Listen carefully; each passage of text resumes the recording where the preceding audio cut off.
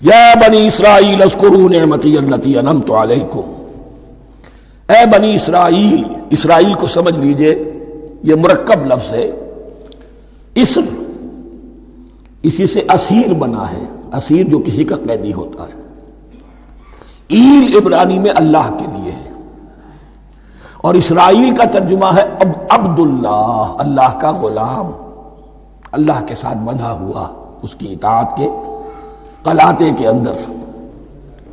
تو یہ اسرائیل یہ لقب ہے حضرت یعقوب علیہ السلام کا۔ ان کے 12 بیٹے تھے، 12 بیٹوں سے جو نسل چلی وہ بنی اسرائیل ہے، انہی میں حضرت موسیٰ کی بعثت ہوئی اور تورات انہیں دی گئی، پھر یہ ایک بہت بڑی امت بنے۔ ان پر 4 ادوار آ چکے تھے قرآن مجید کے نزول کے وقت، 2 مرتبہ اللہ کی رحمت کی بارشیں ہوئیں، انہیں عروج نصیب ہوا، 2 مرتبہ ان کو دنیا پرستی، شہوت پرستی، اللہ کے احکام کو پس و پیش ڈال دینے کی سزا میں عذاب کے کوڑے ان پر برسے۔ اس کا ذکر آئے گا سورہ بنی اسرائیل کے پہلے رکوع میں۔ اس وقت جب کہ قرآن نازل ہو رہا ہے، اس وقت وہ اپنے اس زوال کے دور میں تھے۔ حال یہ تھا کہ حضور صلی اللہ علیہ وسلم کی بعثت سے پہلے ہی 2nd ٹیمپل بھی شہید کیا جا چکا تھا، گرایا جا چکا تھا۔ حضرت سلیمان نے جو بنایا تھا ہیکل سلیمانی، جس کو یہ 1st ٹیمپل کہتے ہیں، اسے نیبوکدنضر نے گرا دیا تھا حضرت مسیح سے بھی کئی سو سال پہلے۔ لیکن اس کے بعد پھر یہ رومنز نے سن 70 عیسوی میں حضور کی ولادت سے 500 برس پہلے ان کا یہ یروشلم تباہ و برباد ہوا، اس میں لوگوں کو قتل کیا گیا، قتل عام ہوا، اور 2nd ٹیمپل جو ہے وہ بھی گرا دیا گیا، جو اب تک گرا پڑا ہوا ہے۔ صرف ایک ویلنگ وال ہے جس کے پاس جا کر یہودی جو ہے ماتم کر لیتے ہیں، روتے ہیں، اور اب وہ بنانے پر تلے ہوئے ہیں اپنا 3rd ٹیمپل، اس کے نقشے بن چکے ہیں، بلو پرنٹ بن چکے ہیں۔ لیکن بہرحال جس وقت قرآن نازل ہو رہا تھا یہ بہت ہی پستی میں تھے۔ اس کے بارے میں فرمایا، اے بنی اسرائیل ذرا یاد کرو میرے اس انعام کو جو تم پر ہوا۔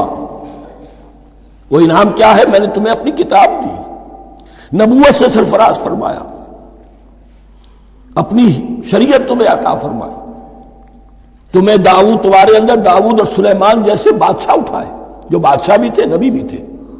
وَأَوْفُوا بِعَهْدِي، اور میرے وعدے کو پورا کرو تاکہ میں بھی اپنے وعدے کو پورا کروں۔ یہ وعدہ ہے جو کتاب استثناء جو ہے اولڈ ٹیسٹمنٹ کی، ڈیوٹرانومی، اس کے 18ویں باب کی آیت نمبر 18 اور 19 میں ہے۔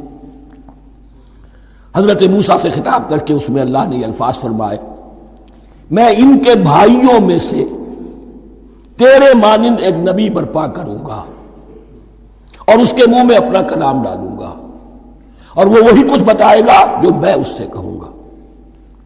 یہ گویا کہ حضرت موسیٰ علیہ السلام کی امت کو بتایا جا رہا تھا کہ نبی آخر الزماں آئیں گے اور تمہیں انہیں قبول کرنا ہے۔ قرآن مجید میں اس کا بڑا تفصیلی ذکر سورہ اعراف میں آئے گا انشاءاللہ۔ لیکن یہاں فرمایا اوفوا بعہدی اوف بعہدکم، تم میرا عہد پیرا پورا کرو، میرے اس نبی کو تسلیم کرو، اس پر ایمان لاؤ، اس پر کی صدا پر لبیک کہو، تو میں تمہیں میرے انعام و اکرام اور بڑھتے چلے جائیں گے۔ وَإِيَّايَ فَارْهَبُونِ، اور صرف مجھ سے ڈرو۔ وَآمِنُوا بِمَا أَنزَلْتُ مُصَدِّقًا لِمَا مَعَكُمْ، اور ایمان لاؤ اس پر جو میں نے نازل کیا ہے، جو تمہارے پاس جو تورات ہے اس کی تصدیق کرتے ہوئے آیا ہے۔ اس کے 2 معنی ہے، ایک تو قرآن تصدیق کرتا ہے تورات کی اور انجیل کی، فیہا ھدی ونور، فیہ ھدی ونور، اور دوسرے یہ کہ قرآن اور محمد صلی اللہ علیہ وسلم ان پیشین گوئیوں کے مصداق بن کر آئے ہیں جو تورات میں تھی، ورنہ وہ پیشین گوئیاں جھوٹی ثابت ہوتی۔ ان کے مصداق کون ہے؟ قرآن اور محمد صلی اللہ علیہ وسلم، یہ دونوں معنی اس کے ہیں۔ وَآمِنُوا بِمَا أَنزَلْتُ مُصَدِّقًا لِمَا مَعَكُمْ وَلَا تَكُونُوا أَوَّلَ كَافِرٍ بِهِ، اور دیکھو تم ہی سب سے پہلے ان کا کفر کرنے والے نہ بن جاؤ، تمہیں تو سب کچھ معلوم